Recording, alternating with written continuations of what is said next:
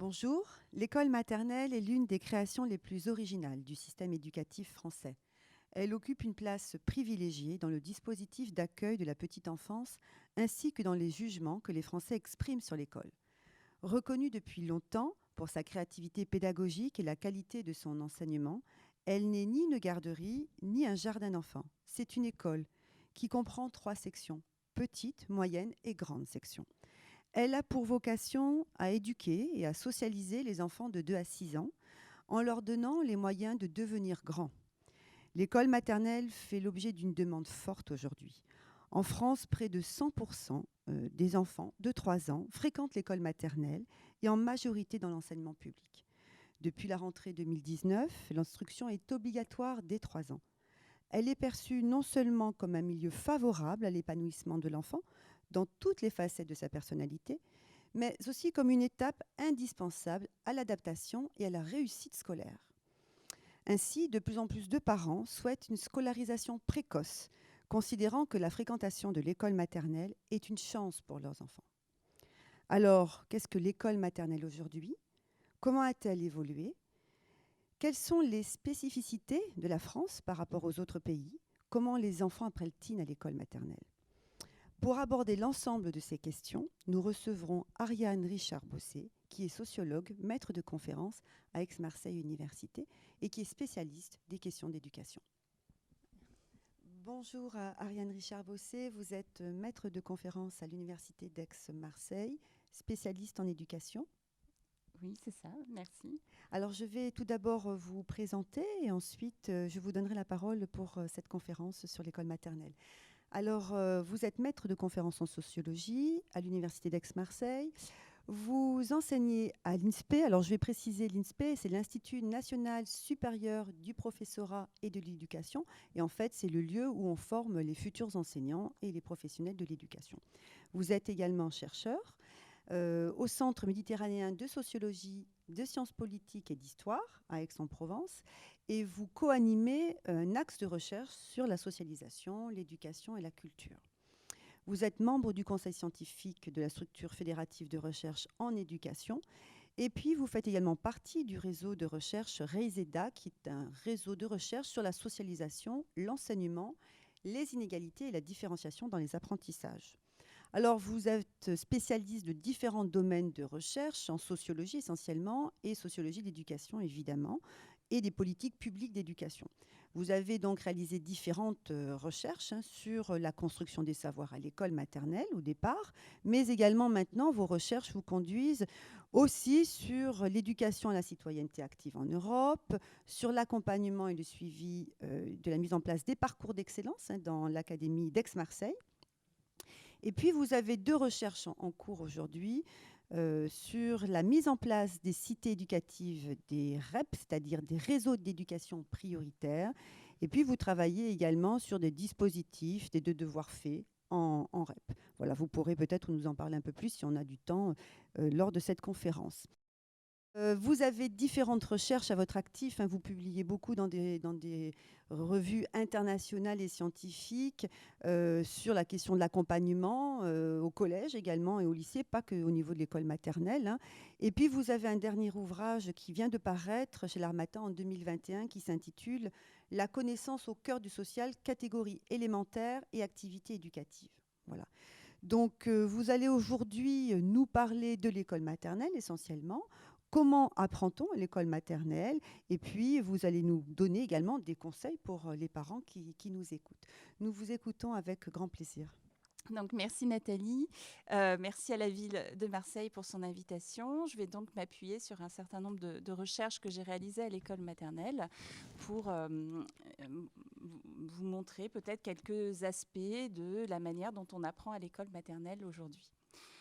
Alors, en introduction, Nathalie l'a déjà un petit peu dit, l'école maternelle, c'est environ 2 500 000 enfants de 2 à 5 ans qui sont scolarisés en France. Ça représente, Nathalie l'a dit, quasiment 100% des 3-5 ans, mais aussi 11% des enfants de 2 ans. Avec pour ces enfants de 2 ans beaucoup plus, environ 20% des enfants de l'éducation prioritaire de 2 ans qui sont scolarisés et environ 10% hors de l'éducation prioritaire.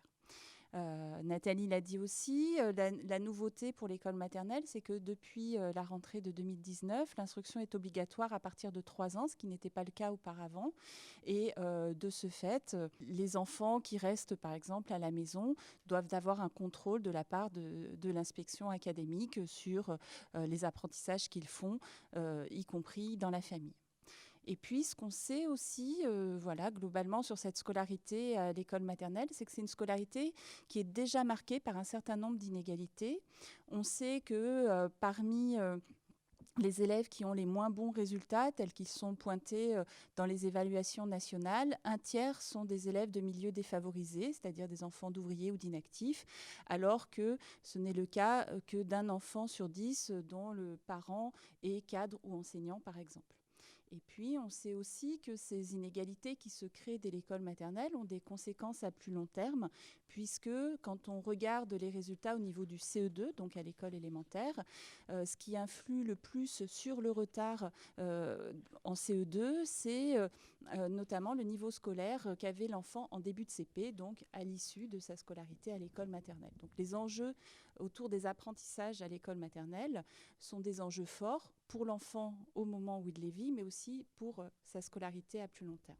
Pour vous faire cette petite présentation, j'ai découpé mon intervention en 2 parties. Je commencerai par faire un petit point sur ce que c'est que l'école maternelle aujourd'hui, comment elle a évolué, quelles sont ses spécificités par rapport à d'autres pays, quelles sont ses relations avec les autres institutions de la petite enfance ou de l'enfance qui sont juste avant ou juste après elle. Et puis, dans une deuxième partie, je m'intéresserai à la manière dont les enfants apprennent à l'école maternelle, comment les activités d'apprentissage s'organisent, comment les élèves se saisissent des activités qu'on leur propose. Et puis, je finirai par quelques réflexions plus générales sur ce qu'on peut faire pour que la relation entre école et parents se passe au mieux pour favoriser la réussite de tous les élèves à l'école maternelle. Dans le cas de votre première partie, est-ce que vous pouvez nous expliquer comment l'école maternelle elle a évolué? Tout à fait. Alors, on va faire un petit détour historique. Pour peut-être ce détour historique, il a surtout en fait pour fonction de peut-être nous faire mieux percevoir les particularités de l'école maternelle actuelle par comparaison avec ce que ça a pu être à d'autres époques. Et ce qu'on voit, c'est que l'école maternelle, c'est une école dont les missions ont évolué au fil du temps. Si on se situe le plus loin, en fait, c'est au XIXe siècle qu'ont commencé à apparaître les premières institutions pour la petite enfance, en fait, les ancêtres de l'école maternelle actuelle, qu'on appelait à l'époque des salles d'asile, asile au sens de protection, puisque ce sont des institutions qui sont apparues pendant la période de la révolution industrielle, où, du fait du développement des industries, beaucoup d'enfants étaient laissés à eux-mêmes et où la grande bourgeoisie industrielle s'est préoccupée de cette question et a voulu apporter une solution, non seulement pour les parents qui travaillaient dans les usines, mais aussi pour que ces enfants ne soient pas laissés à eux-mêmes dans des conditions qui étaient souvent assez déplorables. Et du coup, donc, ces premières salles d'asile, si on s'intéresse au contenu de ce qui était proposé aux enfants à cette époque-là en termes d'apprentissage, on était sur des apprentissages qui étaient basés sur une mission essentiellement morale et hygiéniste, c'est-à-dire que l'idée, c'était de transmettre des bases d'instruction religieuse, d'instruction morale à des enfants qui étaient essentiellement des enfants issus des classes populaires. Et puis, dans une période politique encore instable et où on se méfiait un petit peu de ces classes populaires qu'on estimait parfois un peu dangereuses. Et puis, en termes de contenu d'apprentissage, on était sur ce qu'on peut appeler des savoirs de base, des bases de lecture, des bases d'écriture, des bases de compter, un peu de dessin, parce qu'en fait, les enfants allaient dans ces salles d'asile jusqu'à l'âge de 6-7 ans, mais pour beaucoup d'enfants, c'était finalement la seule instruction qu'ils allaient recevoir, puisque ensuite, il arrivait qu'à partir de 7 ans, ils aillent directement travailler dans les usines. Certains continuaient ensuite la scolarité à l'école élémentaire, mais ce n'était pas forcément le cas de tout le monde. Donc ça, c'était une première époque, avec du coup des méthodes pédagogiques qui étaient aussi, vous voyez l'image sur le diaporama, c'était des enfants qui étaient installés sur des gradins avec du coup, des enseignants qui présentaient les savoirs aux enfants, qui devaient les répéter. Il n'y avait absolument pas de manipulation, absolument pas d'interaction forte entre élèves et enseignants. Il y avait un claquoir qui faisait qu'on répétait des gestes, on se mouchait tous au même moment, au signal du claquoir, on répétait tous les mêmes phrases au même moment, etc. Et puis, les choses ont ensuite évolué à partir des années 1880, où est apparue l'école maternelle républicaine, telle qu'on la connaît, en tout cas en tant qu'institution actuellement. Et où, dans ces années, donc 1880, une nouvelle mission est apparue pour cette école maternelle. On l'a chargée de former des futurs citoyens dans le cadre d'une école dont la fonction a changé, puisque ces années-là, c'est les années des lois Ferry, où se met en place une école qui devient obligatoire jusqu'à l'âge de 13 ans, pour les filles comme pour les garçons.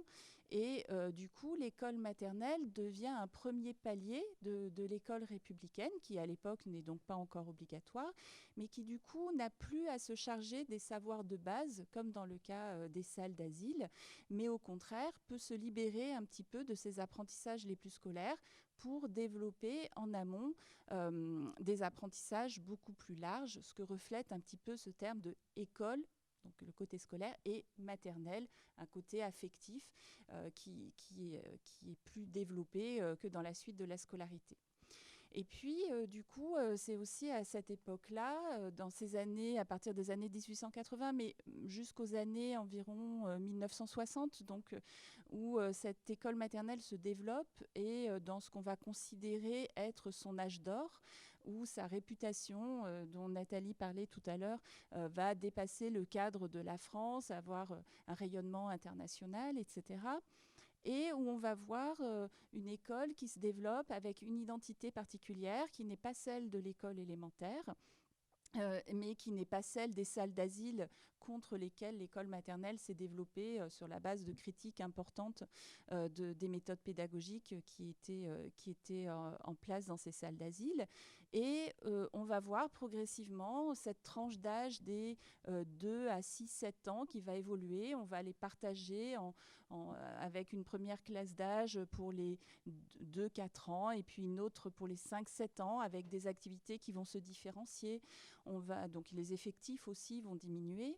On va aussi progressivement avoir du matériel qui va s'adapter aux enfants. Les enfants ne seront plus sur des bancs face à l'enseignant, mais avec des tables de taille adaptée à des jeunes enfants, avec du matériel à manipuler, et puis de nouvelles méthodes pédagogiques se mettent en place, basées sur des conversations quotidiennes, basées sur la mise en place de thèmes de vie, etc., qui vont du coup différencier beaucoup plus clairement ce qui se fait à l'école maternelle de ce qui se fait dans la suite de la scolarité. Et cette école maternelle va évoluer comme ça au cours des années. Et cette école qui n'était fréquentée que par les enfants des milieux plutôt populaires jusqu'aux années 1960 va progressivement accueillir tous les enfants de toutes les catégories sociales, puisque à partir des années 1960, on voit toutes les catégories sociales envoyer leurs enfants à l'école maternelle. On commence avec la diffusion aussi beaucoup des travaux en psychologie, un nouveau regard sur l'enfant qui se développe, et où on considère que le fait d'aller dans une école avec d'autres enfants du même âge, c'est un élément important de socialisation et de développement de l'enfant. Et donc, on voit, voilà, à partir des années 1970, cette école maternelle qui s'adresse à tout le monde et aussi dont les modèles pédagogiques évoluent au fur et à mesure de ces changements de fréquentation. Les travaux d'Éric Plaisance qui se sont intéressés à cette question montrent qu'on est passé d'un modèle dans l'après-guerre, la période juste d'après-guerre, qu'on appelait un modèle productif, que Plaisance a appelé un modèle productif, où l'idée c'était que l'élève devait apprendre à correspondre un peu à des sortes de modèles préétablis. A ensuite, dans les années 70, un modèle qu'il a appelé expressif, où du coup on a davantage centré la formation et on a davantage porté le regard sur justement l'expression de la personnalité de l'enfant. Très concrètement, si on prend l'exemple du dessin, dans un modèle productif, on attend de l'enfant qu'il reproduise à l'identique ce qu'est par exemple une maison avec son toit, sa cheminée, etc. Alors que dans un modèle expressif, on va beaucoup plus s'intéresser à ce qui va faire la particularité de l'expressivité de chaque enfant dans sa production. Et voilà, donc cette école, elle a continué à évoluer comme ça jusqu'aux années 1970. Et c'est ensuite, à partir des années 1980, qu'on entre dans ce qu'on peut appeler la période dans laquelle on se situe encore actuellement, donc l'école maternelle contemporaine, et où on voit à partir de ces années 1980 de nouvelles évolutions. Ce qu'on attend de l'école maternelle évolue. On est en fait, à la fin des années 1970, au début des années 1980, il y a la thématique de l'échec scolaire qui apparaît, qui devient un problème social. On a fait le collège unique, on a misé beaucoup sur cette démocratisation de l'enseignement et on s'aperçoit que ça ne suffit pas et que les inégalités perdurent. Et autour de cette question de la lutte contre l'échec scolaire, on va beaucoup focaliser sur le poids du redoublement en CP, qui est un marqueur statistique important pour prédire, entre guillemets, statistiquement la suite de la scolarité des élèves. Et du coup, comme on s'intéresse à ce redoublement en CP, on va faire en fait un saut en arrière et on va se dire que ce qui se passe à l'école maternelle est particulièrement central pour lutter contre cet échec scolaire. Et du coup, cette mission de préparation à la scolarité ultérieure, à la réussite scolaire, va vraiment devenir ce qui va marquer l'école maternelle à partir de ces années 1980. Et où on va observer une évolution avec une centration sur des apprentissages de plus en plus scolaires qu'on voit apparaître. Alors, autant dans la période précédente, jusqu'aux années 1970, les textes officiels, les textes ministériels n'étaient pas très fréquents, autant là, à partir des années 80, vont se succéder tout un tas de programmes en 1986, 1991, 1995, 2002, 2008, 2015, 2020, qui montrent comment l'institution se transforme et remodèle à chaque fois un petit peu ses prescriptions, avec toujours ce centrage sur cet aspect scolaire. On a par exemple une école où en 1986 on lui assigne 3 objectifs, et le premier de ces objectifs c'est scolariser. Alors je me perds un petit peu dans mes notes. Voilà, c'est scolariser qui est le premier objectif, socialiser le second et faire apprendre et exercer le troisième. Et puis ensuite, les différentes réformes, les différents textes officiels continuent un petit peu dans cette lignée. En 1989, avec la loi d'orientation de l'éducation qu'on appelle la loi Jospin, on voit apparaître des livrets d'évaluation pour l'école maternelle. On insiste sur la liaison qui doit avoir lieu entre la grande section et le CP. Et dans la suite des programmes, dans 1991, 95, 2002, 2008, 2015, cette accentuation sur le scolaire, sur la préparation aux apprentissages du lire, écrire, compter, sont particulièrement mis en avant, et donc plusieurs auteurs ont insisté sur cette scolarisation forte de l'école maternelle, dans laquelle on se trouve encore actuellement, même si fonction des programmes, on voit quand même des infléchissements avec notamment dans les programmes de 2002 et dans 2015 et de 2015 où on assiste plus fortement, par exemple, sur la place du jeu, sur la place du développement global de l'enfant, mais avec quand même derrière tous ces apprentissages assez scolaires et assez structurés. Et les programmes actuels, les programmes de 2020 sur lesquels on reviendra, sont en fait quasiment les mêmes programmes que ceux de 2015, mais avec de très légères modifications à la marge. Alors, pouvez-vous nous parler maintenant des différents programmes scolaires et des changements qui ont été opérés? On va se centrer en particulier sur les derniers programmes, ceux qui sont en cours actuellement, pour essayer de mieux saisir ce qui est attendu des élèves. Donc ce qu'il faut savoir, c'est que les programmes de l'école maternelle ne sont pas organisés autour de disciplines scolaires, comme c'est le cas à l'école élémentaire, mais autour de grands domaines d'apprentissage. Et le premier domaine, et ça c'est aussi un signe de cet aspect scolaire qui est projeté sur l'école maternelle, depuis le début des années 2000, le premier domaine d'apprentissage, c'est le domaine autour du langage, que ce soit le langage oral ou le langage écrit. Et puis sinon, on a aussi tout ce qui touche à la découverte du monde, explorer le monde, tout ce qui touche au nombre, aux formes et aux grandeurs, à l'activité physique, et puis tout ce qui touche aux activités artistiques, que ce soit les arts plastiques ou la musique. Ce sont donc les 5 grands domaines d'apprentissage qui sont prévus pour l'école maternelle.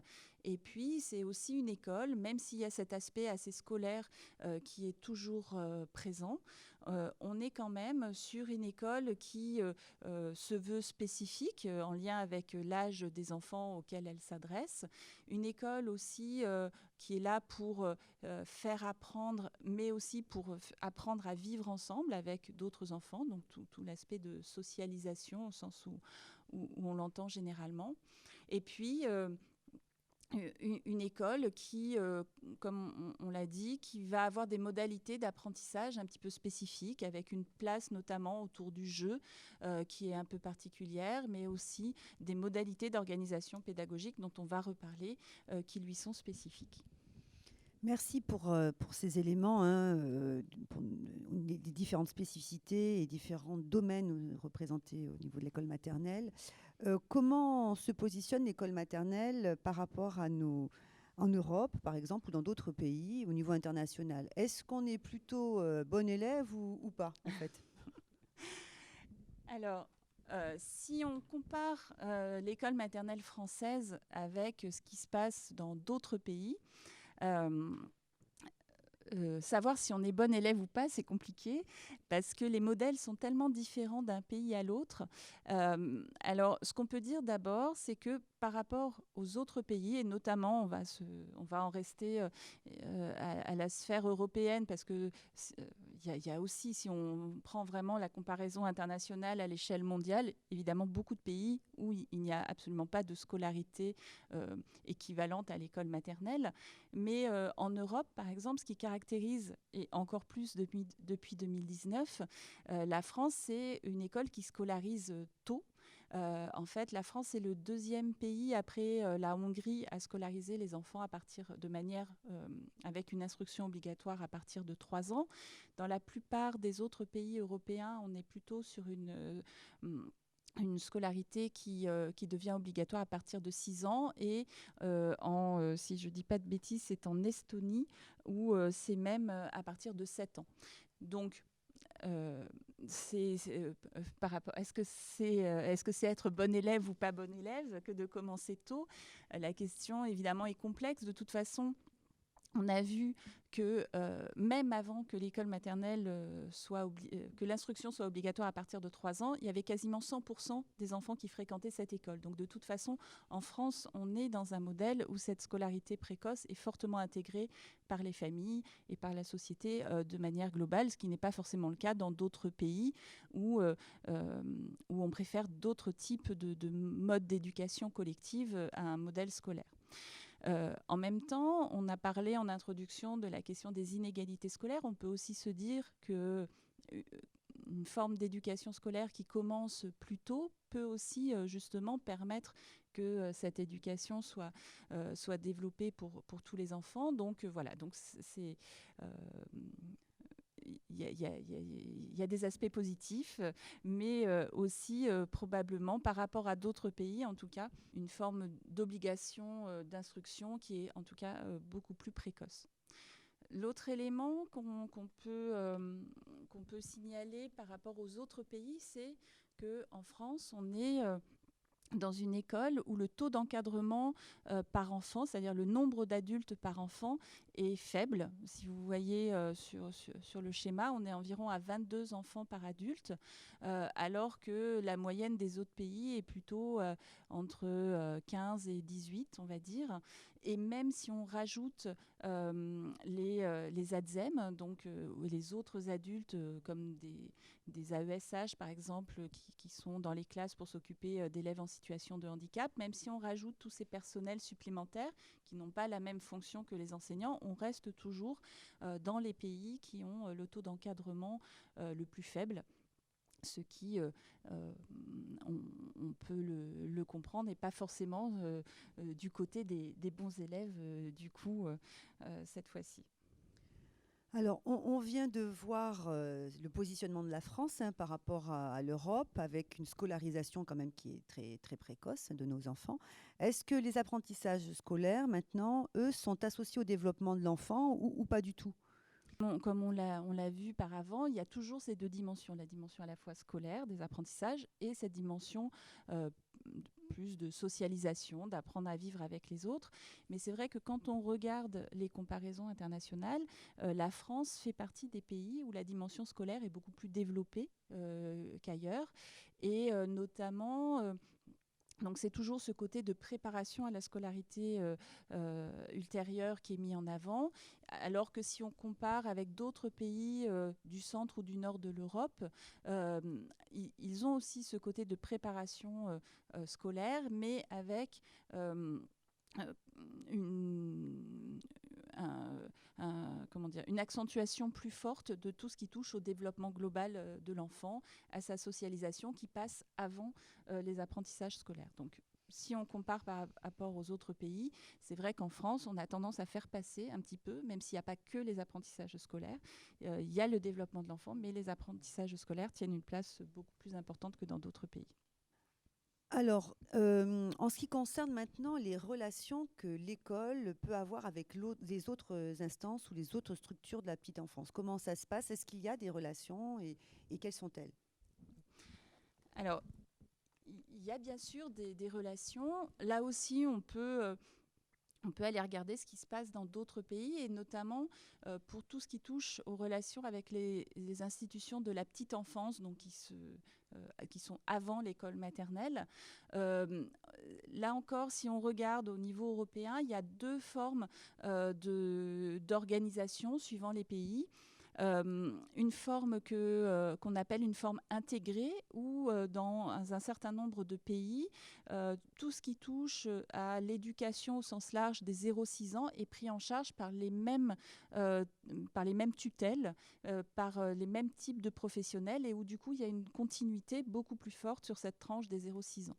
En France, on est dans un modèle qu'on appelle le modèle juxtaposé, où on a plutôt une partition entre des 0-3 ans, pour le dire vite, même si entre 2 et 3 ans, on a vu qu'il y a aussi des enfants qui sont scolarisés à l'école maternelle.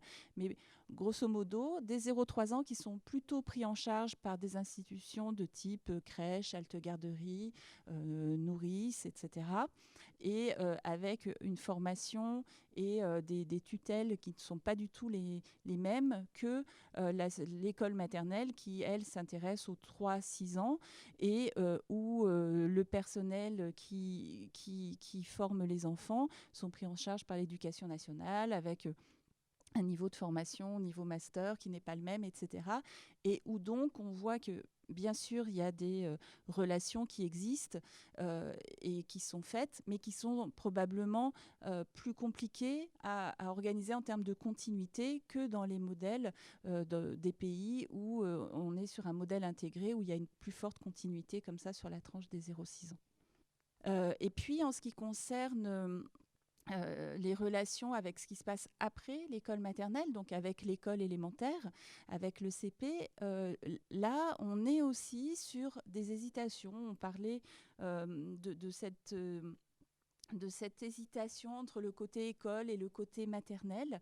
Et on le retrouve dans les programmes scolaires et dans ces relations qui sont attendues entre grandes sections, donc la dernière année d'école maternelle, et puis le CP, la première année de l'école élémentaire, où, suivant les périodes, la place de la grande section dans les cycles d'enseignement a varié. On a, par exemple, eu des périodes où la grande section était à cheval sur ce qu'on appelle le cycle 1, le cycle des apprentissages premiers qui a concerné la plupart du temps les 3 années d'école maternelle, et puis un cycle des apprentissages fondamentaux qui commençait au CP, et la grande section était à cheval sur ce cycle 1 et ce cycle 2. Ça, c'était dans les textes officiels de 1989, de 1995 et de 2002. On a eu une période avec les textes officiels de 2008 où où la grande section faisait plus du tout partie du cycle 1, donc des autres petites et moyennes sections, mais appartenait directement au cycle 2 avec les CP et les CE1. Et puis, actuellement, depuis les textes de 2015, on est revenu à une position où l'école maternelle, où la grande section appartient au cycle 1, et où, du coup, on voit comment cette place de la grande section qui hésite entre cycle 1 et cycle 2 montre un peu toutes ces contradictions qu'on a, cette volonté de liaison avec le CP et en même temps cette volonté de reconnaître sa particularité, son appartenance complète à l'école maternelle. Alors justement, par rapport à cette question, on voit bien la difficulté par rapport à la grande section. Est-ce que du coup, comment les enfants, eux, vont-ils apprendre à l'école maternelle et notamment dans la grande section, est-ce qu'ils vont avoir des apprentissages plutôt du CP ou sont-ils encore vraiment au niveau de l'école maternelle? Voilà, comment les enfants apprennent en fait? Les programmes sont très clairement des côtés d'apprentissage spécifique à la grande section et à l'école maternelle, mais qui préparent, et c'est là tout. À chaque fois, la frontière est un peu floue en fait entre cette préparation à la scolarité ultérieure et les spécificités qui seraient propres à l'école maternelle. On peut voir ça en prenant l'exemple du domaine de l'apprentissage de l'écrit, qui est un domaine où c'est particulièrement visible et où on voit, si on prend l'évolution depuis les années 1970, on voit que les attendus d'apprentissage sont de plus en plus complexes. On voit aussi que c'est un domaine, on l'a dit tout à l'heure, qui est devenu un des premiers domaines dans les champs d'enseignement dédiés à l'école maternelle. Donc c'est vrai, tout cet apprentissage autour de l'écrit est vraiment devenu prépondérant, et c'est intéressant de voir l'évolution. Par exemple, dans les textes de 1977, l'écrit était le dernier des champs d'apprentissage cités pour l'école maternelle. Il y avait avant, ce qui arrivait en premier, c'était l'affectivité, le corps, le mouvement, l'action, l'expression vocale, la musique, l'expression plastique, l'image, les représentations iconiques, le développement, et ensuite on avait le langage oral, le langage écrit, et puis ensuite le développement cognitif. Donc c'était vraiment un des derniers domaines cités, alors que depuis le début des années 2000, on est au contraire dans des programmes qui mettent en avant en premier ce domaine du langage oral et écrit, et où on voit une accentuation très forte des attendus dans ce domaine-là, avec des apprentissages de plus en plus précis qui sont définis. On est passé dans les années 70 à des apprentissages assez globaux autour de ça, à vraiment un découpage très précis de tout ce qui relève de l'apprentissage de l'écrit.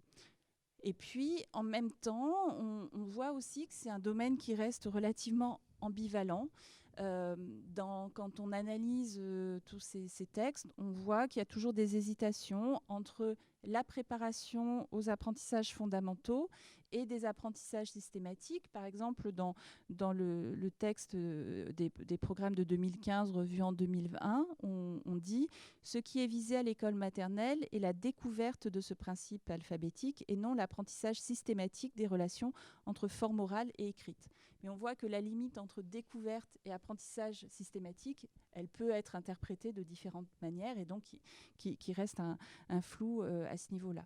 On voit aussi des formes d'ambivalence entre dans la manière dont on estime que l'élève va apprendre ce rapport à l'écrit, entre quelque chose qui relèverait de la découverte naturelle, où on mettrait l'élève face à des écrits, face à des livres, etc., et où par imprégnation, il pourrait s'en saisir, et puis un côté d'apprentissage beaucoup plus structuré, beaucoup plus systématique, avec certaines correspondances entre lettres et sons, par exemple, qui peuvent être étudiées. Et ces hésitations, en fait, elles sont assez symptomatiques des apprentissages à l'école maternelle de manière générale, au-delà de l'écrit, avec ce côté école et ce côté maternel. Et en fait, ça marque l'école maternelle depuis ses débuts, puisque déjà dans l'arrêté du 22 juillet 1882, donc au tout début de la création de l'école maternelle, il était précisé que l'école maternelle n'est pas une école au sens ordinaire du mot. Elle forme le passage de la famille à l'école. Elle garde la douceur affectueuse et indulgente de la famille en même temps qu'elle initie au travail et à la régularité de l'école. Et on voit comment ce tiraillement en fait, entre ces deux pôles, en fonction des époques, en fonction des attentes de la société par rapport à l'école maternelle, on penche plutôt d'un côté ou plutôt de l'autre, dans un équilibre toujours un petit peu instable. Et puis, quand on regarde les attendus qui sont formulés pour la fin de la scolarité à l'école maternelle, on voit que ce sont des attendus relativement complexes, relativement abstraits, quand on compare avec ce qui s'est fait à d'autres époques, notamment. Par exemple, dans les textes actuels, ce qu'on attend des enfants à la fin de l'école maternelle dans le domaine de l'écrit, c'est qu'ils sachent comprendre des textes écrits sans autre aide que le langage entendu, donc sans s'appuyer sur des images ou des illustrations, qu'ils manifestent de la curiosité par rapport à l'écrit, qu'ils participent verbalement à la production de textes, qu'ils sachent que quand on produit un texte écrit, on n'utilise pas le même langage, la même forme de langage que quand on parle à l'oral, par exemple. Qu'ils repèrent déjà des régularités dans la langue à l'oral, qu'ils sachent manipuler des syllabes, qu'ils sachent discriminer des sons, qu'ils reconnaissent les lettres de l'alphabet dans plusieurs écritures, qu'ils sachent écrire leur prénom en écriture cursive sans modèle, et qu'ils commencent à écrire tout seuls des mots en essayant d'utiliser des syllabes ou des groupes de lettres qu'ils ont déjà repérés dans d'autres mots, donc qui sont quand même des attendus assez scolaires et assez complexes pour l'école maternelle, et qui sont, du coup, si on compare avec d'autres programmes, par exemple ceux des années 70, on n'était pas du tout dans ce type d'attente aussi précis. Et puis, donc ça, c'est ce qui est attendu en termes de contenu. Mais c'est aussi l'école maternelle une organisation assez spécifique des apprentissages, parce que au fil du temps, ce sont des formes pédagogiques spécifiques qui se sont développées à l'école maternelle, et notamment cette organisation qu'on appelle atelier regroupement, où en fait vont alterner des moments où les élèves sont rassemblés, toute la classe ou une partie de la classe, avec l'enseignante ou l'enseignant, et pour faire des activités collectives, et puis des moments d'atelier, c'est-à-dire des moments de travail en petits groupes où les différents groupes ne font pas la même tâche en même temps, mais où ces tâches tournent par exemple sur la semaine ou sur plusieurs jours, de manière à ce qu'à la fin de la semaine ou à la fin d'une période, tous les enfants aient fait les mêmes types d'activités. Et ce type d'organisation, donc, qui s'est construit sur un modèle différent de ce qui se fait à l'école élémentaire, a amené à des formes de travail autonomes beaucoup plus prononcées, avec souvent du coup des activités qui vont être présentées lors des phases de regroupement, où on va présenter à l'ensemble de la classe ce qui se fera pendant le temps des ateliers, Et ensuite, des formes d'ateliers qui s'organisent différemment. C'est-à-dire qu'il peut y avoir des ateliers qu'on appelle des ateliers dirigés, où l'enseignant est présent en continu avec un groupe d'enfants pour travailler une notion particulière. Et puis, il y a des ateliers où l'enseignant va passer de manière intermittente, ou alors qui vont être surveillés par une ADSEM, par exemple, ou encore des ateliers totalement autonomes, c'est-à-dire que lors du regroupement, du rassemblement, la consigne a été présentée aux élèves et ensuite ils font leur travail,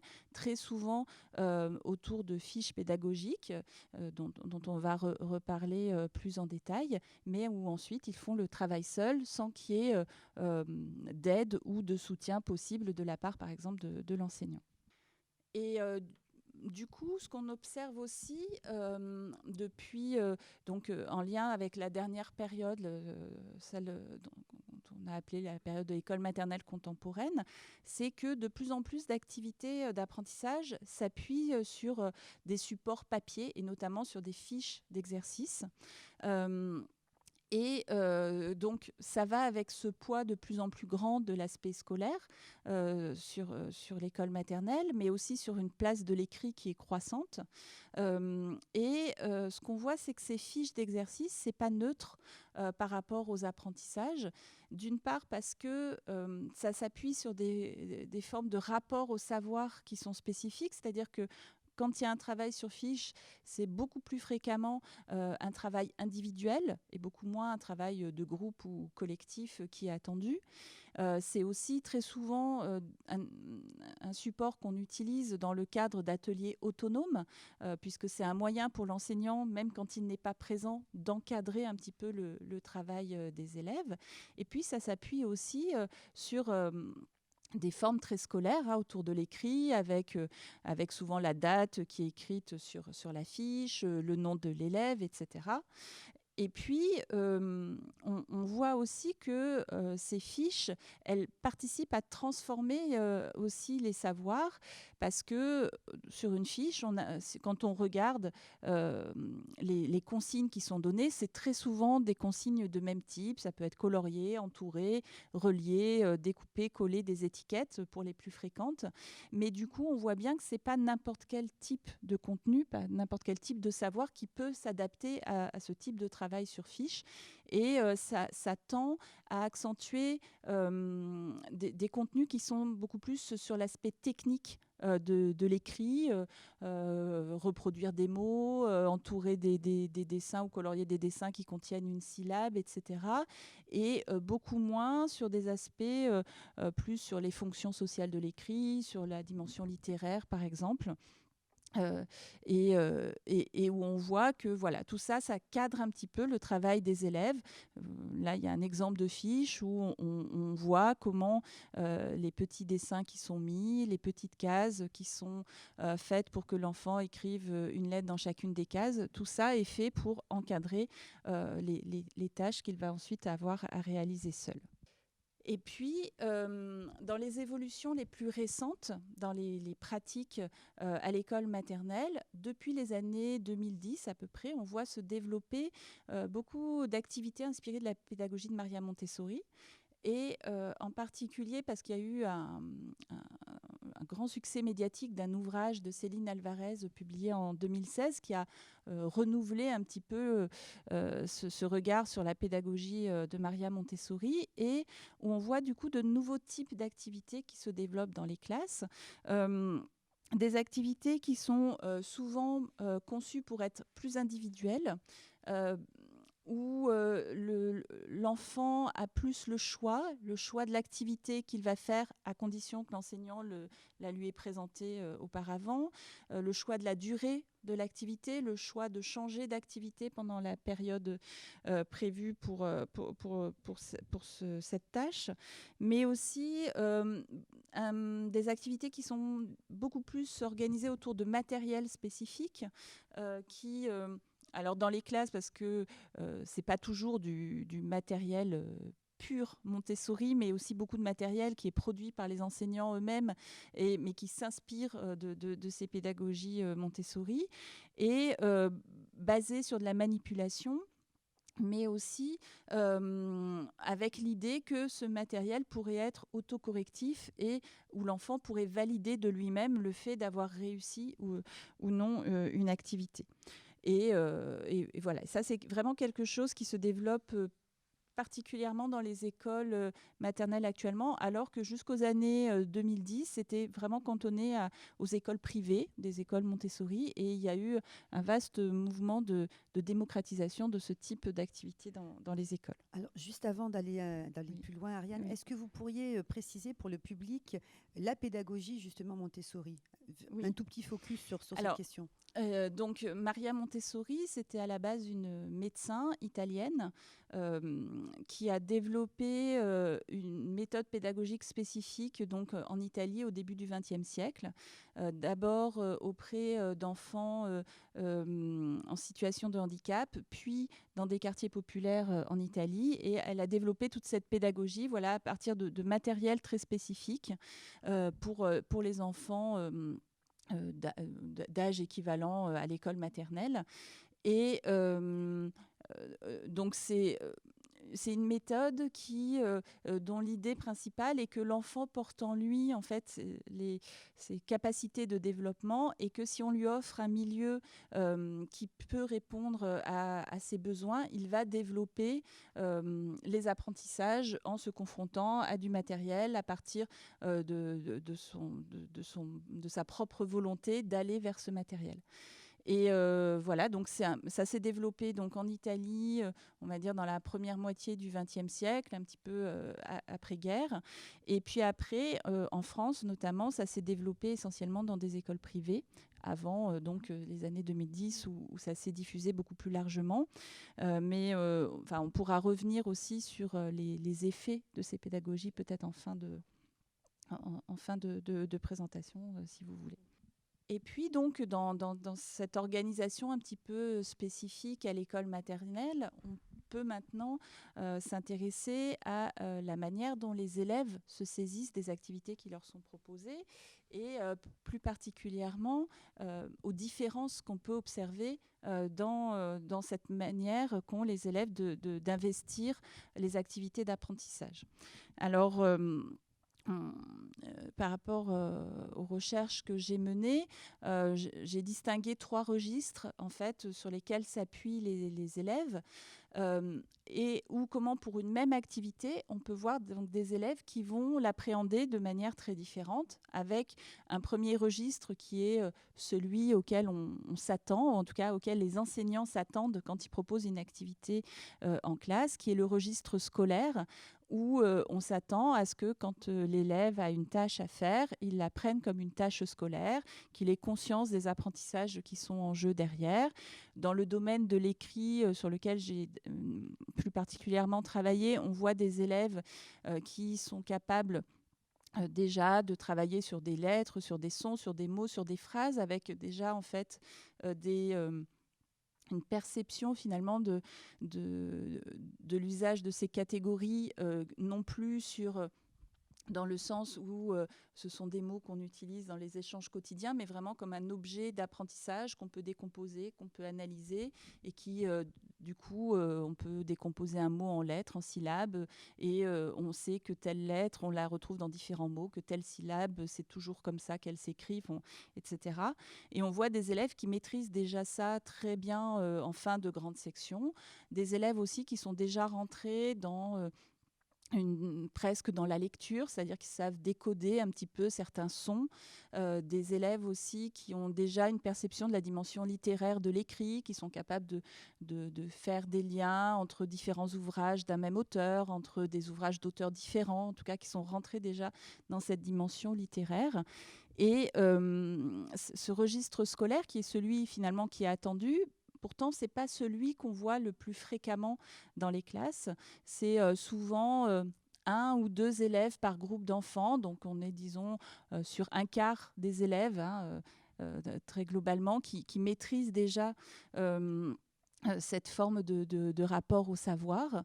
Et puis, cette forme de relation au savoir, elle se construit bien sûr à l'école avec tout ce qui est appris en classe, mais on sait aussi que ça s'appuie fortement sur ce qui se fait à la maison, avec des parents qui lisent des histoires aux enfants, avec des parents qui parfois achètent des méthodes de lecture, etc. Et on voit très souvent comment en fait cette forme de rapport au savoir scolaire, elle se construit à l'école, mais pas que, et que c'est très souvent aussi les enfants qui ont déjà l'habitude de toutes ces choses-là à la maison, qui arrivent à le maîtriser plus facilement à l'école. Le registre qui est le plus fréquent chez les élèves, c'est un registre que j'ai appelé familier, c'est-à-dire que pour la plupart des élèves, ils se saisissent de ce qu'on leur propose à l'école comme si c'était quelque chose qu'ils vivaient dans la vie de tous les jours, où on va par exemple attendre qu'ils colorient des dessins parce qu'on entend le son O dedans, mais en fait, eux, ils vont un peu oublier par exemple cette consigne de colorier avec le son O, mais ils vont faire très attention à colorier les dessins avec les vraies couleurs que ça a. Par exemple, une élève, il y a le dessin du lavabo, on entend le O, mais cette élève disait par exemple, oui mais un lavabo c'est blanc, alors moi je le colorie pas. Et donc il y a cette confusion entre le registre du fonctionnement ordinaire de la vie de tous les jours et ce qui est attendu à l'école, qu'on voit du coup très fréquemment chez les élèves. Et puis, ce qu'on voit aussi et chez les élèves les plus en difficulté, c'est un registre que j'ai appelé un registre pragmatique, c'est-à-dire que c'est des élèves qui vont vraiment s'appuyer sur les éléments les plus visuels, les plus apparents de l'activité, c'est-à-dire qu'ils vont être très attentifs à reproduire à l'identique un symbole, un dessin, sans forcément avoir tout l'arrière-fond de connaissances qui va avec. Ce sont des élèves qui vont par exemple beaucoup travailler en copiant sur un voisin, et parce que du coup le résultat va être apparemment tout juste, tout beau, et d'ailleurs l'enseignant ne voit pas forcément que l'élève a copié et considère que du coup le travail est réussi, alors qu'en fait quand on est présent et qu'on peut observer ce qui se passe, on voit bien que l'élève n'a pas saisi tous les processus qui menaient au résultat attendu. Et puis, c'est du coup des élèves qui vont en rester à la surface en fait, de la tâche qui est demandée, sans percevoir toujours les apprentissages qui sont derrière. Et ce qui est intéressant de pointer, c'est que ces différentes façons de se saisir des savoirs, on les voit, on les retrouve quasiment dans toutes les classes pour tout type d'activité. Et donc, c'est vraiment quelque chose qui va être qui s'appuie beaucoup sur les connaissances qui sont déjà fortement intériorisées par les élèves, et non pas forcément sur la manière qu'a l'enseignant de présenter au moment de l'activité la tâche, parce que quel que soit le mode de présentation, un enseignant qui va beaucoup insister sur les savoirs en jeu, ou qui va au contraire plus insister sur les tâches à réaliser, on va quand même voir ces différentes façons d'appréhender les savoirs par les élèves, et on voit que ça s'appuie sur des apprentissages qui prennent du temps à s'ancrer, et où du coup c'est vraiment ce qui a été intériorisé de longue date qui constitue les ressources sur lesquelles s'appuient les élèves. Juste sur cette partie, Ariane, donc cette analyse que vous avez faite, elle porte essentiellement sur les maternelles, sur l'école maternelle. Oui.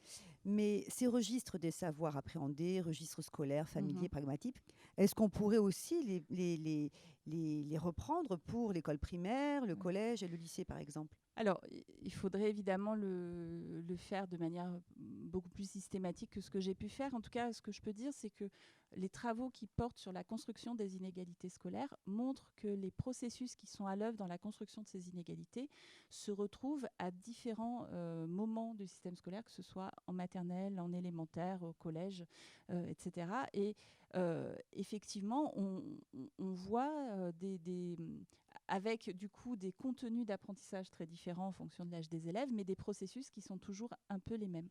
Donc on pourrait, en tout cas ce serait intéressant d'aller regarder si ça se retrouve en élémentaire et au-delà. Et du coup, peut-être pour illustrer ça assez rapidement, je vous ai remis cette fiche où des élèves devaient réécrire, donc c'était des mots d'une histoire qui avait été lue en classe, qui était écrit en écriture script, et ils devaient écrire dessous le même mot, mais en capital d'imprimerie. Et on a des élèves, donc ceux qui sont dans un registre scolaire, qui ont fait cet exercice très facilement, sans se référer aux alphabets qui étaient en bas de la fiche, parce que en fait, ils ont déjà intégré et intériorisé cette correspondance entre de lettres de différents alphabets. Donc voilà, et ce sont des élèves qui font très rapidement, de manière très juste. Il y a même un élève qui a été perturbé parce que dans Cerf-Volant, par exemple, il y avait un tiret, et puis il m'a dit, mais cette lettre-là, je ne la connais pas. Et ça l'a un petit peu perturbé. Puis après, à un moment, il a été tout à coup soulagé en me disant, ah mais je sais, c'est pas une lettre. Donc voilà, donc des réflexions ou des élèves qui vont faire des remarques. Par exemple, dans Éventail, un élève qui disait à son voisin, Éventail, le N, tu le vois, mais tu l'entends pas, mais il faut que tu l'écrives quand même. Voilà, donc des réflexions assez poussées, on va dire, en termes de compréhension de ce qu'est l'écrit. Après, pour illustrer le registre familier, on a des élèves, quand la fiche a été présentée, qui sont partis d'entrée de jeu sur les petits dessins en disant « Ah, maîtresse, t'as vu, il y a Yumi. Ah, moi, j'aime bien Yumi », parce que c'était donc le personnage de l'histoire qui avait été lu. Mais il y a aussi des interprétations, par exemple, le dessin du cerf-volant. En fait, c'est un poisson en forme de cerf-volant, mais donc il y a beaucoup d'enfants qui ont pensé que ce qui était écrit à côté, c'était poisson et non pas cerf-volant. Donc on voit comment ces registres familiers peuvent faire parfois un petit peu obstacle à l'aspect plus scolaire qui est visé. Et puis, pour le côté pragmatique, on a par exemple un élève de la classe qui, plutôt que de transcrire les lettres en capital d'imprimerie, s'est évertué à les reproduire de manière très précise, c'est-à-dire que la police de caractère qui était utilisée, il y a des petits jambages un petit peu, et il s'est évertué à le faire de manière très précise, parce qu'en fait, il ne repérait pas forcément l'importance des détails, enfin, il ne savait pas hiérarchiser ce qui était important ou pas important. Et voilà, donc c'est comment une même activité peut être saisie différemment par des élèves en fonction des ressources sur lesquelles ils peuvent s'appuyer. Bien, alors, on vient de voir les différentes méthodes pédagogiques, les ateliers, les fiches. On vient de voir également les différents registres des savoirs. Donc maintenant, nous allons plutôt passer aux relations entre l'école et les parents. Est-ce qu'on peut développer, alors quel type de relation déjà dans un premier temps les parents peuvent développer avec l'école? Certains parents aimeraient être davantage présents, impliqués auprès de l'école, de la maîtresse, etc., enfin des professeurs. Et est-ce que c'est favorable au développement des apprentissages ou pas? Alors, en tout cas, ce qui est sûr, c'est que pour que des apprentissages se fassent au mieux pour l'élève, il faut qu'il y ait de bonnes relations entre l'école et la famille. Après, ces bonnes relations, elles vont se construire, il faut qu'elles se construisent à la fois du côté de l'école et du côté de la famille. Donc, il y a, il y a plein d'aspects dont on pourra discuter, mais il faut en tout cas, je pense, du côté de l'école, considérer que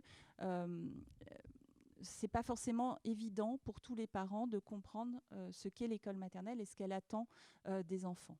Et du coup, pour aider à ça, on peut en tout cas se dire qu'il faut penser de manière consciente la manière dont on accueille et les enfants et leurs familles à l'école, pour leur faire connaître les lieux, découvrir le type de matériel qu'il peut y avoir dans une école, qui sont les différents adultes avec les différents statuts qu'il peut y avoir dans une école. Qu'est-ce que c'est qu'un enseignant? Qu'est-ce que c'est qu'un ou une ADSEM? Qu'est-ce que c'est que des intervenants qui peuvent venir pour des activités ponctuelles comme le sport, par exemple? Et puis, surtout, expliciter ce qu'est l'école maternelle, son fonctionnement, ce qu'elle attend des enfants, et surtout dans ce domaine des apprentissages, et sans considérer que c'est une évidence pour toutes les familles, parce que ça ne l'est pas. Et que souvent, en tant qu'enseignant, on pense que c'est pas forcément la peine de le détailler parce que ça nous semble tellement connu qu'on n'y pense plus. Mais voilà, se mettre à la place de familles pour lesquelles c'est pas forcément évident, parce que on n'a pas forcément conscience. On se rappelle de ce qu'on a fait soi-même quand on était à l'école maternelle, mais on n'a pas forcément conscience des implications en termes d'apprentissage, des attentes qui sont derrière. Puis il y a aussi des parents qui arrivent de pays où il n'y avait pas l'équivalent d'école maternelle, et donc à qui il faut présenter ce que c'est. Euh, sur la question de la participation des parents, cette participation, elle a surtout, il me semble, comme fonction de faire encore mieux connaître aux familles ce qui s'y passe en observant vraiment concrètement ce qui se passe dans les classes. Et pour les enseignants, faire participer les parents à la vie de la classe, soit en leur demandant d'apporter une aide pour certaines activités, parfois c'est de la réalisation de recettes de cuisine, des ateliers autour de jeux de société où on a besoin d'être plus nombreux pour encadrer les élèves, mais c'est aussi mettre en valeur des compétences de certains parents. On peut travailler sur les différentes langues maternelles qui sont présentes dans une classe. On peut aussi proposer des moments de classe ouverte, c'est-à-dire des moments où un, deux ou trois parents viennent dans le fond de la classe observer ce qui se passe pour se rendre compte de ce que c'est une matinée ou une journée à l'école maternelle, comment l'enseignant présente les tâches, le travail qui est attendu des enfants, les règles de fonctionnement, etc. Ce qui permet aussi de se faire une image beaucoup plus proche de ces attentes que ce qu'on peut imaginer quand on ne voit pas forcément ce qui se passe. Et puis, je pense aussi qu'on peut, du côté de l'école, essayer de favoriser une communication qui va passer par différents canaux. Parce que selon les familles, certains canaux vont être plus propices à la communication que d'autres. Pour certains, ça sera des réunions. Pour certains parents, ce sera les petits mots écrits sur le cahier ou le message envoyé sur les réseaux sociaux propres à l'école. Ça peut être des rendez-vous, mais ça peut être aussi tous les échanges informels. À l'école maternelle, alors hormis la période un peu compliquée de Covid qu'on traverse, mais c'est quand même une école où les parents viennent généralement jusqu'à la porte de la classe et où les échanges se font plus facilement qu'ensuite à l'école élémentaire, par exemple. Et puis, voilà, vraiment favoriser tous les échanges qui peuvent être, qui touchent aux apprentissages. Et on a parlé des évaluations tout à l'heure, rendre explicites ces évaluations, parce que souvent les carnets d'évaluation, les livrets d'évaluation ne sont pas toujours très clairs pour les parents, et expliquer ce que ça veut dire, avoir un rendez-vous avec les parents au moment où ces livrets d'évaluation sont transmis, par exemple, ça peut être aussi utile par rapport à ça. Alors justement, du côté de l'école, vous venez de préciser en effet qu'il est important de favoriser la communication avec les parents, etc. Mais est-ce que les enseignants sont formés justement à ça, c'est-à-dire pour favoriser la communication avec les parents? Est-ce qu'ils reçoivent une formation? Et est-ce que tous les enseignants vraiment participent à cette œuvre-là? Parce que c'est le discours quand même de nombreux parents, c'est de dire qu'ils ne comprennent pas ce qui se passe, qu'il y a des résistances, mais que ce soit l'école maternelle ou au-delà de l'école maternelle primaire, collège, etc., voilà, c'est un peu opaque, qu'ils ne comprennent pas justement les évaluations en école maternelle. Voilà. Est-ce que vous pourriez nous expliquer si vraiment ils sont formés et comment on peut œuvrer davantage à une meilleure communication? Alors, en tout cas, donc, pour participer moi-même à la formation des futurs enseignants, et y compris des futurs professeurs d'école qui seront à l'école maternelle, ils reçoivent une formation autour de ces relations avec les parents, avec les familles. Mais je pense que ce qui n'est pas toujours facile, c'est que d'abord, le temps est toujours compté, comme dans n'importe quel métier.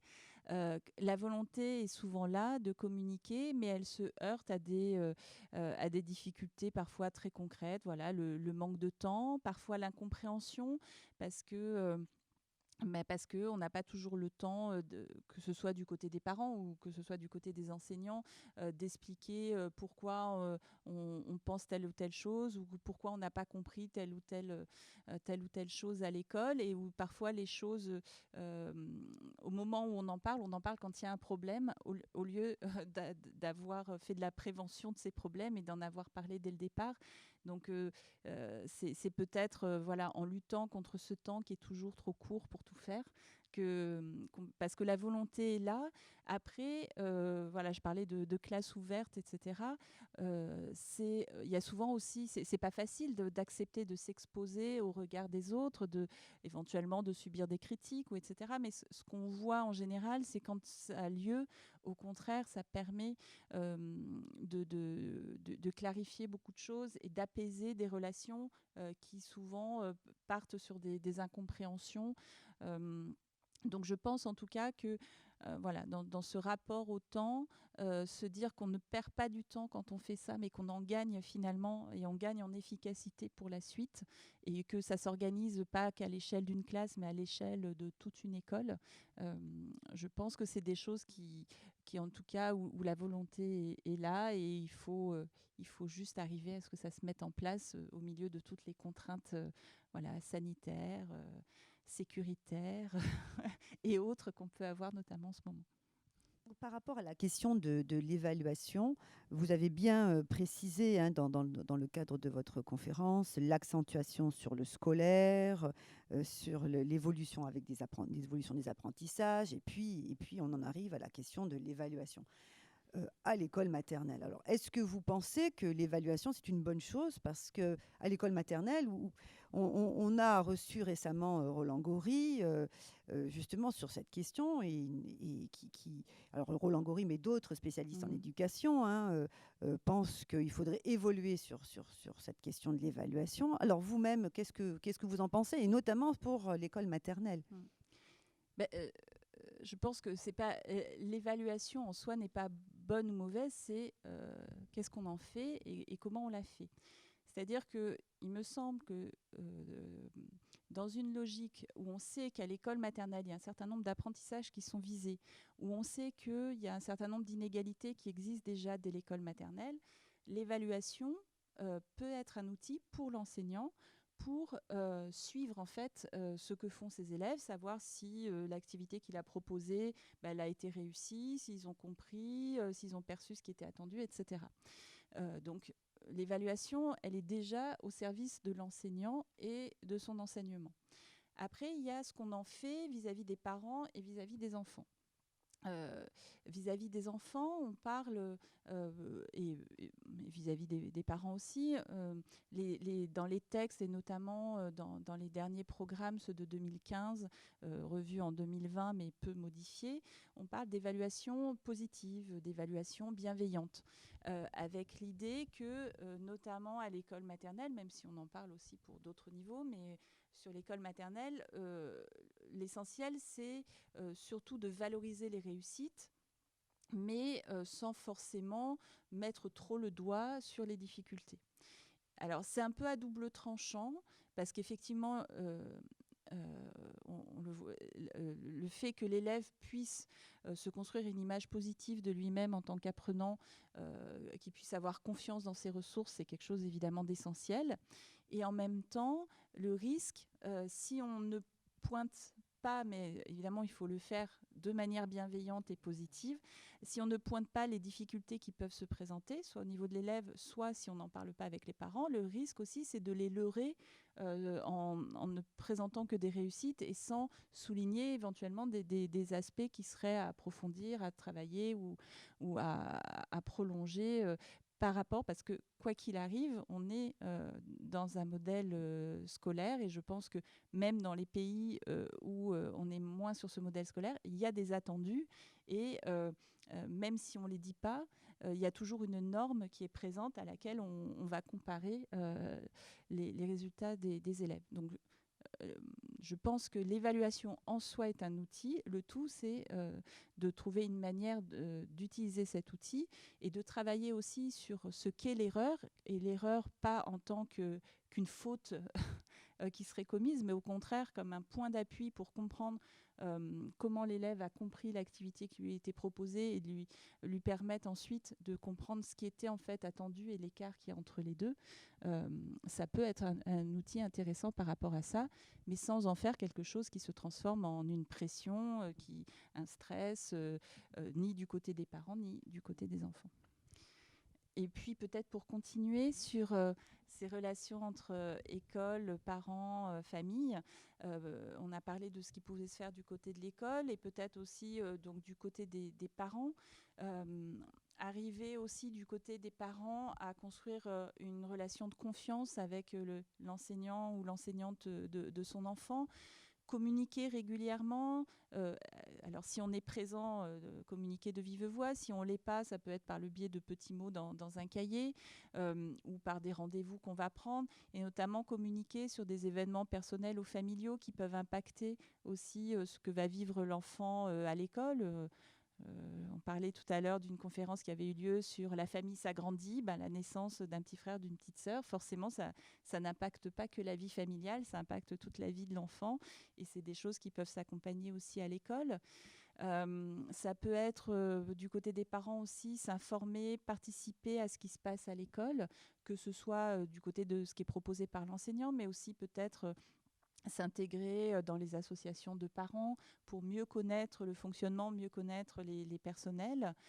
Et puis, voilà, avoir ce travail vis-à-vis de son enfant sur expliquer ce qu'est l'école maternelle, que c'est un endroit où on retrouve des copains, où on joue, mais aussi où on est là pour apprendre des choses. Et puis, sur tout ce côté apprentissage, on a vu que l'apprentissage du langage oral, mais aussi de tout ce qui a trait à l'écrit, se familiariser avec les livres, etc. Ce sont des choses qui sont particulièrement importantes actuellement à l'école maternelle. Et si c'est travaillé aussi de manière beaucoup plus spontanée au quotidien dans la famille, ça ne peut qu'aider ce qui se passe dans les classes. Et puis peut-être aussi comprendre que les tensions qui peuvent avoir lieu à l'école entre enfants, parfois avec l'enseignant ou avec d'autres adultes, ça fait aussi partie de l'apprentissage du vivre ensemble, quand ça reste évidemment dans des, dans des limites acceptables, mais que voilà, avoir des fois des frictions avec d'autres enfants, ça fait partie aussi de ce qu'on apprend à l'école et ce qu'on aura à vivre aussi tout au long de la vie. Alors, c'est vrai que certains parents, sur cette question de la communication et des relations avec l'école, certains parents aussi n'osent pas, en fait, tout simplement rentrer en contact avec le maître ou avec le directeur de l'école, ou alors ils ne savent pas non plus comment faire. Voilà. Est-ce que vous pourriez donner des conseils? Et est-ce qu'il est aussi important que les parents soient présents dès l'école maternelle? Alors, les travaux qui portent sur les relations entre la famille et l'école montrent qu'il y a souvent et parfois un malentendu entre certains parents et l'école. Malentendu qui vient des deux côtés, qui vient de l'école dans le sens où l'école, depuis de nombreuses années, attend que les parents soient des éléments actifs, qui viennent à l'école, qui s'informent, qui prolongent ce qui a été fait dans la classe par des activités à la maison, qui les sollicitent, etc. Et puis, et ça, ça correspond très bien à la manière dont les parents des familles de classe moyenne et supérieure fonctionnent à l'école, parce qu'ils ont cette habitude-là, cette proximité, cette facilité d'échange avec les enseignants. Et par contre, quand on interroge notamment les parents de milieux populaires, eux sont beaucoup plus dans une forme de délégation à l'école et en fait, ils font confiance aux enseignants et du coup, ils veulent pas trop se mêler de ce qui se passe à l'école. Et parfois, il y a des malentendus parce que les enseignants interprètent cette forme de distance comme étant justement un désintérêt de la part des parents, alors qu'on voit dans tous les travaux qui portent sur les parents de milieux populaires, on voit très bien qu'il y a un fort investissement dans l'école, mais qui ne se traduit pas forcément par une attitude qui est interprétée comme telle de la part des enseignants, par exemple. Et du coup, de la part des parents, effectivement, arriver à venir à l'école, à échanger avec l'enseignant, etc., ça demande des formes de savoir-faire dont tout le monde n'est pas forcément familier. C'est pour ça que j'insistais un petit peu du côté de l'école à bien veiller à avoir différents canaux de communication. Voilà, avec certains parents, ça va être beaucoup plus facile d'échanger à l'oral de manière informelle. Et puis aussi, du côté de l'école, aller chercher tous les parents, ceux qu'on voit jamais, ceux qui viennent jamais spontanément, pour justement être sûr que cette relation, elle se construit bien et que tout le monde sait ce que chacun attend. Voilà. Et puis, voilà, que les parents prennent confiance en eux et il vaut mieux aller voir un enseignant et s'adresser à lui de manière maladroite que de rester en retrait parce qu'on n'ose pas. Donc en fait, le conseil qu'on pourrait donner aux parents qui nous écoutent, c'est vraiment soyez présents, venez à l'école. Quand vous accompagnez vos enfants, présentez-vous, discutez avec le maître ou la maîtresse, enfin, l'instituteur et les ATSEM, etc. Soyez présents. Tout à fait. Voilà. Vous avez précisé tout au long de votre intervention l'importance du scolaire et l'importance de l'écrit au niveau des apprentissages, et puis également donc l'importance aussi de la lecture et l'apprentissage de la lecture. On voit aujourd'hui que nos enfants et nos jeunes sont très addicts aux écrans, aux téléphones portables, etc., et qu'il y a progressivement quand même un désintérêt à la lecture.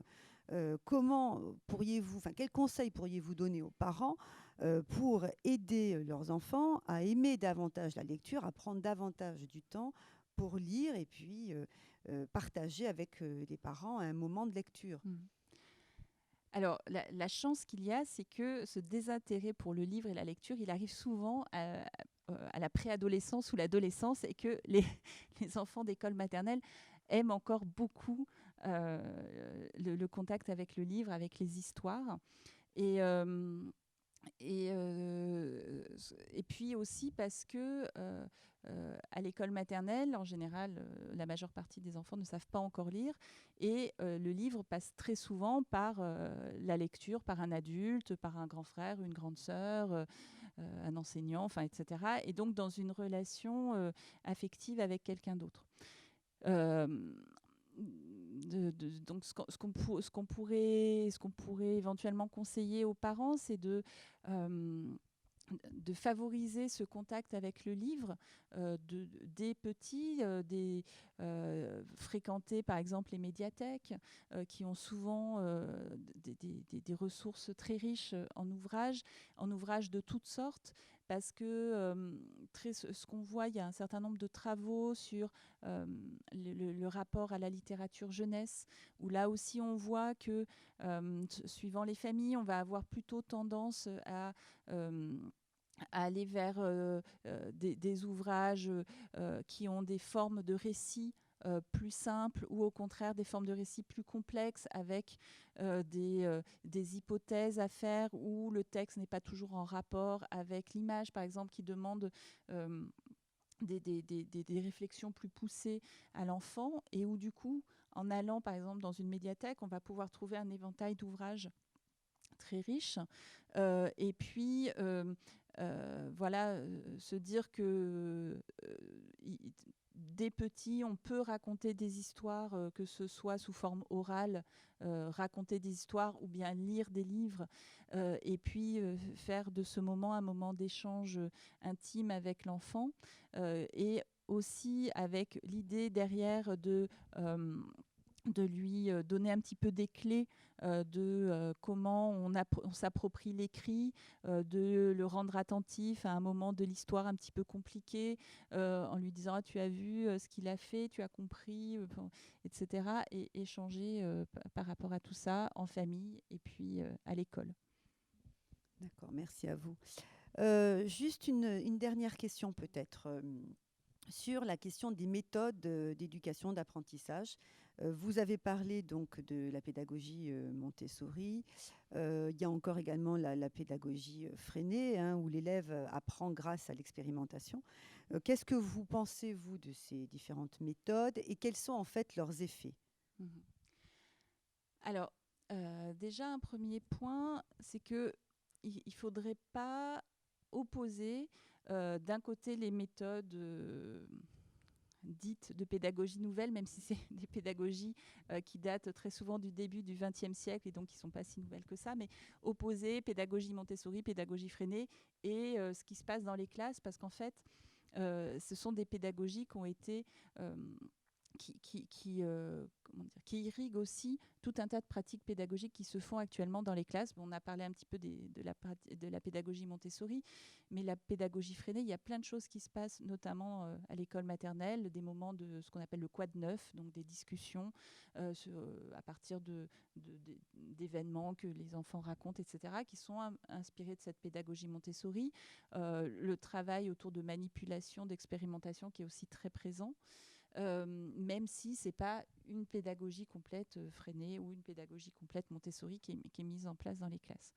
Après, il faudrait aussi, le deuxième point de vigilance, ce serait ne pas considérer que parce qu'on parle de pédagogie Montessori, de pédagogie freinée ou de tout autre type de pédagogie, il y aurait une solution magique qui ferait qu'avec telle ou telle forme de pédagogie, les enfants apprendraient comme par miracle, alors que dans la pédagogie traditionnelle, ce n'est pas le cas. Alors, moi, j'ai observé des choses qui se passaient dans des classes ordinaires en maternelle et dans des classes qui mettaient en œuvre des ateliers inspirés de la pédagogie Montessori. Et en fait, ce qui est assez frappant, c'est que on repère, je vous parlais par exemple des différents types de registres sur lesquels les élèves se saisissent des activités, dans des classes où on met en œuvre de la pédagogie Montessori, on retrouve à peu près les mêmes choses. Et avec un risque, moi, qui me semble important, c'est que, par exemple, dans la pédagogie Montessori, il y a parfois une tendance à attendre que l'élève aille lui-même vers les activités.